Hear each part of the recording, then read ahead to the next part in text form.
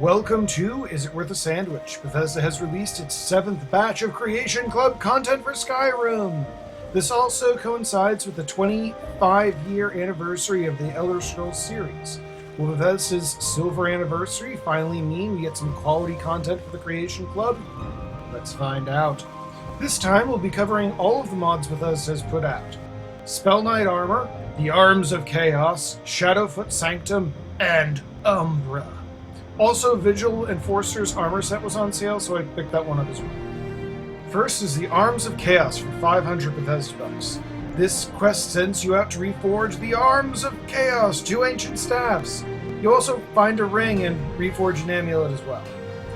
These staffs are connected to the original Staff of Chaos from Elder Scrolls Arena, the first game.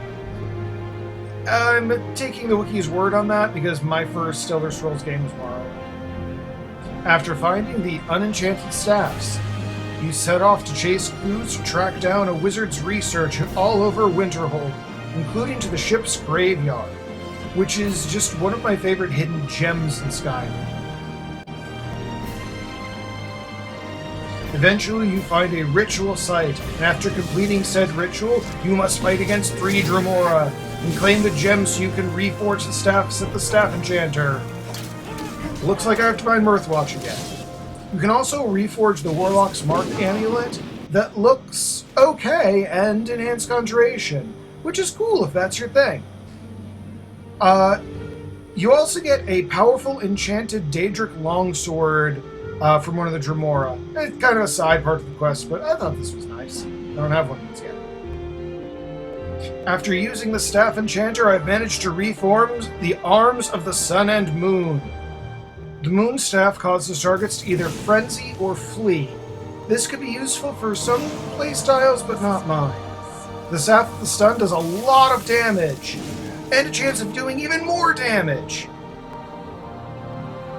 It also has the power to show how much I've gotten used to AoE destruction spells. I keep missing. The Staffy is a little bit overpowered, but it's costly to use, so that kind of balances out, I guess. This one was alright. Next, I'll be covering Vigil Enforcer Armor Set for 600 Bethesda bucks, the one I skipped from last time. This is a murder mystery involving the Vigilant of Sendar. I'm not going to go too far into the story because, spoilers, if you want to do this quest yourself. In short, someone has killed a Vigil of Sendar, who has suspected Daedra worship in Dawnstar. There are 3 suspects, and it's up to you to solve the case. You use some clever mechanics to find clues, you track people. Your reward for solving this case is 3 unique sets of Vigil armor, including a Silverhand set. I think these armors are kind of okay. Not really my cup of tea. They're definitely better than the Champion's armor. The quest is the best part of this mod, and I'm a sucker for a murder mystery, but this is definitely not worth $6. Next, we have Spell Knight Armor for 400 Bethesda bucks. But first, I'm tired of this robot horse, and I want to switch back to my reindeer. Ugh, much better. Anyway, to start this quest, you have to head to the Silverblood Inn to investigate rumors about a knight who's crossed the border. I'm going to be light on the details for this quest, because so far, it's my favorite story that Bethesda Creation Club has put out. It's a love story where you have to track a ghost, fight some hags, and has multiple endings. So the best kind of love story. As for the armor, it looks great. And I'm going to be using it for the foreseeable future. You know, until I find something better. You can either use the enchanted variants you find, or craft your own out of either iron, steel, or ebony. I'm partial to the ebony, but not just because it matches my reindeer. Kind of the first time here, I would recommend an armor and quest mod, especially if you're doing a heavy armor and magic playthrough like I am. Next, we're headed down to the Ratway to purchase Shadowfoot Sanctum for 400 Bethesda bucks, and then 7,500 gold. Very well. Just let me know when you have the necessary funds. Which I do not have. Why do I never save my gold? A few quick quests later, and I can buy Shadowfoot Sanctum. Your new home is directly across from the Ragged Flagon, past the Axe. Shadowfoot Sanctum manages to mix dingy and homey in just an absolutely perfect way. This house is perfect for a down-on-his-luck scoundrel, especially if you've joined the Thieves Guild. Well, specifically if you've joined the Thieves Guild. It has all the amenities and crafting stations you could need, except for the Staff Enchanter, but there really shouldn't be one of those here. If I was doing a rogue playthrough, I would definitely consider using this one. And of course, with all the Creation Club houses, you can choose to adopt children. Could you spare a coin? Really? Do you have a place I can live? Oh, wow. Are you sure? You really wouldn't mind? If you're ready for that kind of commitment. Oh, well. Thanks anyway, I suppose.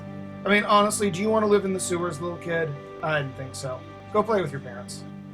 For its convenient location and style, this is my favorite house mod so far. Lastly, we have Umbra for 500 Bethesda bucks. The soul-stealing sword, a legendary artifact that slowly takes over its bearer, feasting on the souls of the fallen and driving any who wield it towards victory, consuming them, stripping away their memory, their soul, and even their name until all they know is Umbra. Until it turned into a person and was destroyed in one of the books. Elder Scrolls lore is weird. As for the content of the mod Umbra, you head to a new dungeon, Champion's Rest, and find out about an old arena and a new threat that rises in Skyrim. The sword Umbra has returned, and there's a satisfying enough reason for it to be back. Champion's Rest is a very satisfying dungeon. It was very standard for what Skyrim has to offer, dungeons-wise, but it was fun, and I liked it. You work your way to the arena where you confront Umbra. The Elder Scrolls series is not known for its boss fights, but this one rocks.